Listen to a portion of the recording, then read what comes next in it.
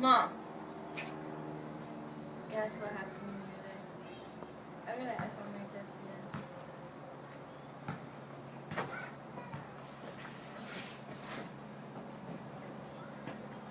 I don't know. Really don't know. Yeah, it's a hard time. Having a hard time. Damien's coming home right now. I don't know if I can deal with him in school.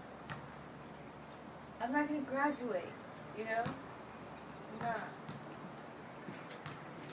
Harmony, what are you doing? Nothing. What are you doing right now? Mom, I gotta go. What is all this? What is this? Why do you have all this? Why are you drinking so much?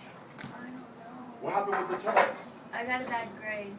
But you want to drink so much that you're going to get drunk like that? Why do you want to do that? I'm drowning my sorrow. I thought we went through this. You have an alcohol problem. I thought you were going to get help.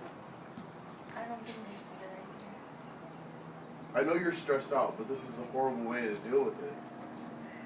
Well, I don't know any other way else to deal with it. Cut. You can stop, bro.